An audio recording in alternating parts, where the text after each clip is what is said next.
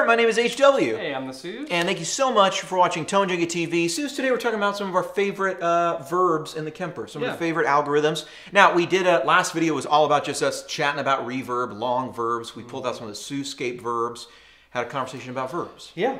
But these are just sort of our go-to, put them on, Yeah. and a little about what we think about stuff. Here's the spring verb. Yeah. I think the spring verb in the Kemper is really good.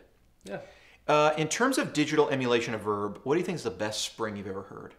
Probably the Ventris. I love that. Yeah, I was going to go with that too. Yeah. The Ventris, and they even came out with another pedal that was just the spring. Yeah, True Spring. Yeah, because it's so good. And it really sounds a lot like a real spring. You know, it's funny. I'm so used to all the controls on a spring that whenever I get an actual Fender amp with spring reverb, I don't like it as much. Oh, funny. Like, it sounds really good to me, but I'm always like, can I just have one more control to like shorten the decay and do all that, rather than just this overall control that really just brings in the mix at a certain level, and then you kind of get more. You feel like you get longer and shorter because the mix is going up and down. Right, right. But you really don't. Here's a spring verb. I'll let you play it a little bit, and then we'll get into it. Here's a 60 on the mix. Pretty heavy.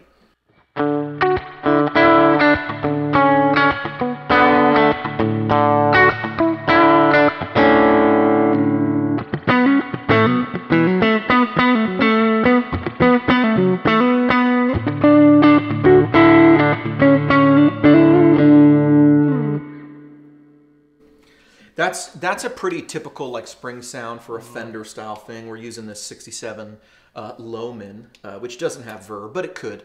It could easily have verb. Now, really, you can get a longer decay time, and check this out. This is really like how I feel like Fender sound. Lower mix, longer decay time. Check that out.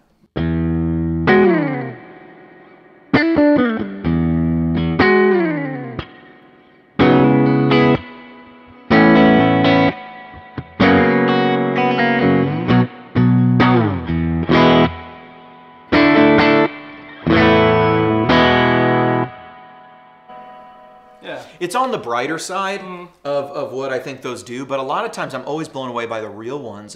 They always have about 5 seconds of decay when you get them pretty going, you know, and then so maybe the decay is a little longer than it would be at this level.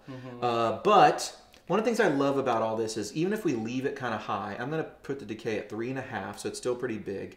I'm going to actually just darken it a bit. This is what I like to do with spring. I like spring.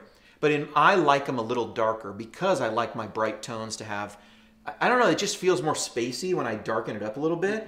So I can either put down the high decay, so the highs actually decay faster, or the low decay. I'm just going to leave that kind of where it is. But I'm actually just going to cut the tone down. Try that. And I'm actually going to sweep through the tone. Check that out.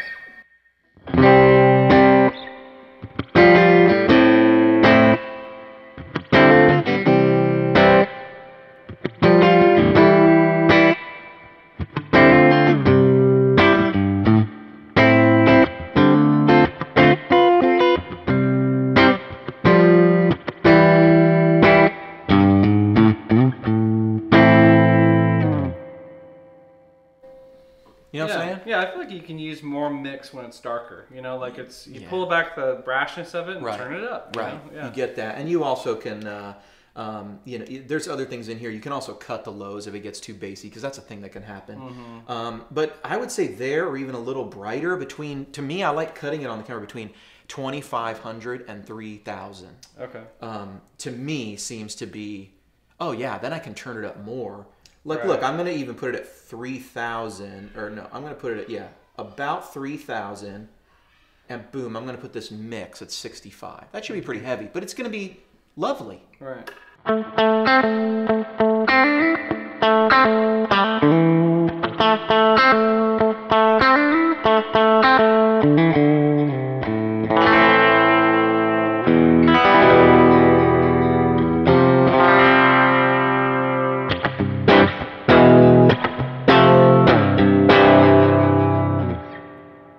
That's a cool sound. Yeah. And that's not totally dissimilar than what would happen if you were using all analog gear. You went into a studio, they listened to the track. Some of your highest end stuff is going to be the of that spring, and you might you might high cut the whole track.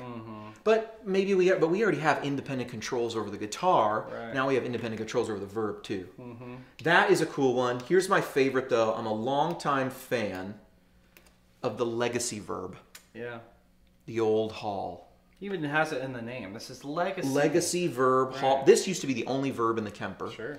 And you had all these different room sizes. They were actually different algorithms. They were all condensed into legacy reverb, and now you just have these different sizes. It sort of was like the original natural verb, but it could go to a place that made it crazy, kind of like the natural verb we have now. I think the natural verb sounds a little better in terms of realism, but there's something just really pleasing and lo-fi, and I'm just used to it. Yeah. And I just think it sounds great. Here's like a go-to setting that I would go for just as an always on sort of sound. Check that out.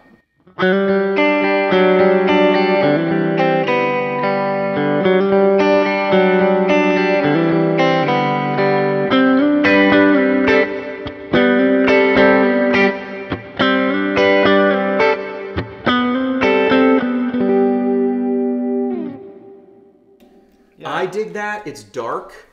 You know, I've got this high damp, but you could brighten it up. Let me brighten it up, and we'll leave it right there, and let's see how it sounds.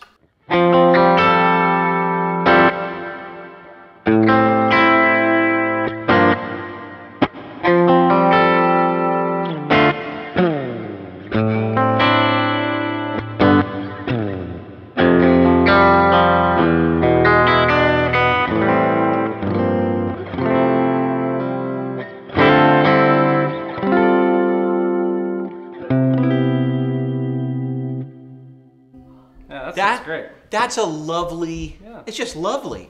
It's a lovely go-to verb. Something very similar to that, or that almost exactly, is on a ton of old Tone Junkie packs. It's on a lot of current ones, but as I got into a lot of Fender amps, it made most sense to put a spring on there to be a little true. Sure, You know what I mean? But and then I've left three, but like the T-Rec pack had like a hall verb like this.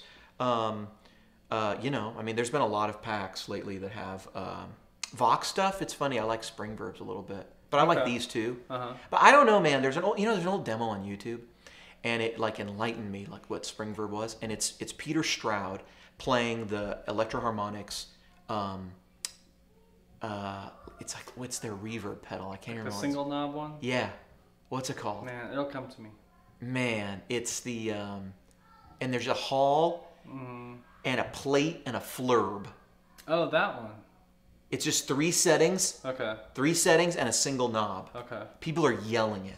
It's this! It's in the comments now. It's this! Yeah, It's right. that! Yeah. Sorry. It's so good though. Yeah. And I had it for a long time. It's not big hall. It's It's like the little small box. yeah, it's you know, a with little one one. knob on it. Yeah. Anyway. Oof. Whew, here we go. It's I can't even remember. Oh, it's on the tip of my tongue. But it's when I heard that with his Strat and stuff, it just sounded so good. I became such a fan of hall verb. Yeah. And I still love hall verb today. Now here's your hall verb of choice. It's the natural verb. And in true Sue's fashion, I try to be a man of the people. So when I call out an always on, like here's my always on hall verb. Yeah. A lot of people still say, it's a little too much. I like dry guitar. And I would say, well, there's something wrong with you. No, there's nothing wrong with you. I like it a little more wet. But I pull it back because I go, yeah, I know I have a propensity to put a little more wetness than people want. When you say to the Sues, can you just put on an always on verb? It's unapologetically the Sues. Right. I mean, it's like, we're not, this is my always on. This is the one I always leave on. Right. And I don't know if you can, but it's always on when I'm playing. Yeah, right? sure. Check it out. It's here it is.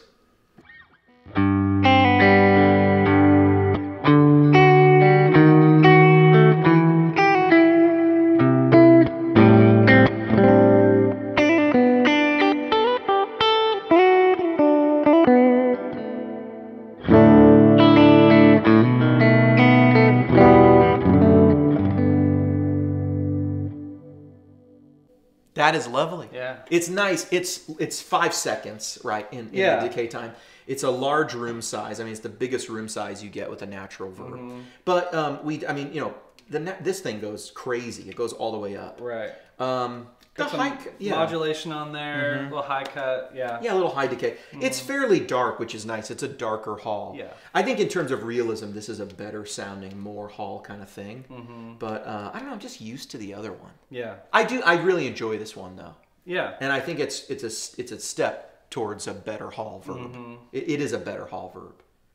Well, thank you, HW. You're welcome. You're welcome. You're welcome. I still love my old nostalgic one, but let's totally. really. Here's why I love the Hall verbs, all of them, the natural verb, everything, because you can.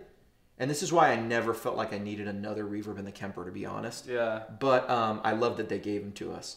I mean, check this out and just. Wow, you're cranking everything. I'm just cranking everything. This is going to be like, it can get ambient. Right. Try that. No delays, no nothing. Just that. It's just this one block is on. Just that one block.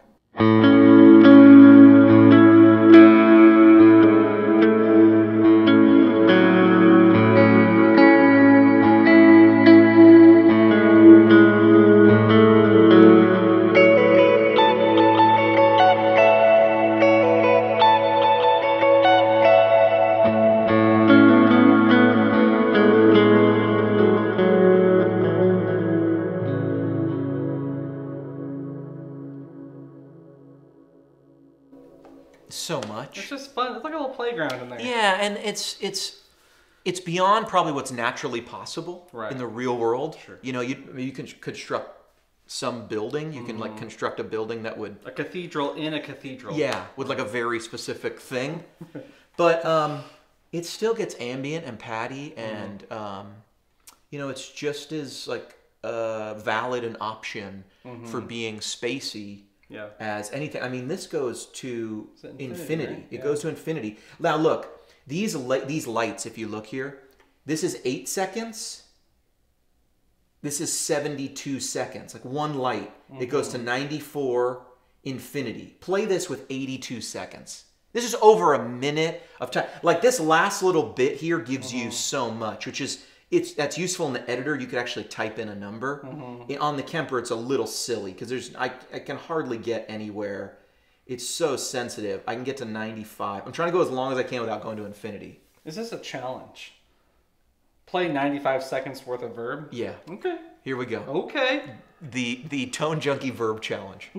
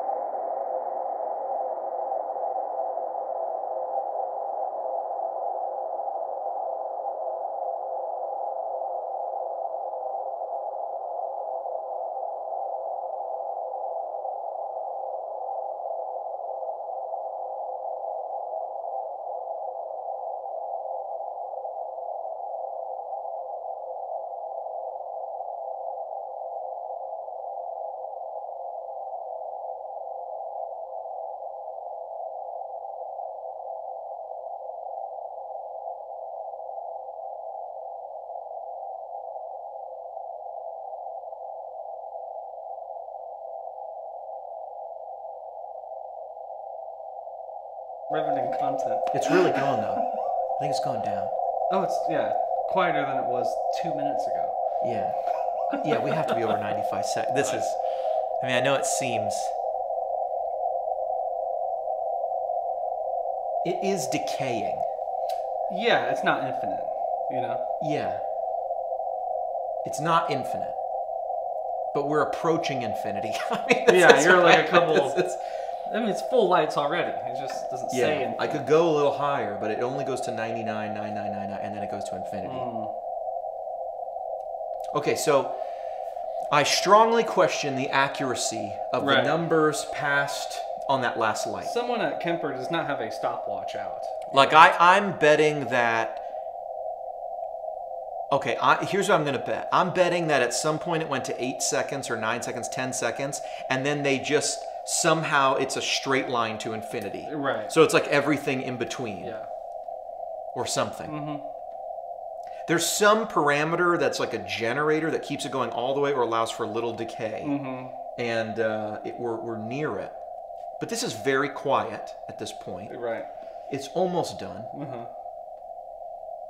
Definitely in post, I've let them hear this conversation at the end here. Sure. You know, like, how long would it take for it to be completely silent in this room? Probably another 3 minutes. Another 3 minutes? This is still quite audible. I'm saying, like, for it to go fully away. Like, 3 minutes from now. This, yeah, until it's completely off. Yeah. So we're definitely... I mean, look, here's the point. If you've got a song that you need a rhythmic delay to repeat every 95 seconds, I think you might want to buy a different device. Yeah, right. I'm glad that they include this, though. It's ridiculous. This is quite ridiculous. But there it is. Now, I'm going to just... See, if I pull it back, it's going to... Yeah. Which is fine, you know? You gotta do what you gotta do. I mean, we'll never really know. Yeah. One day we'll have to time it. And it died. Sure.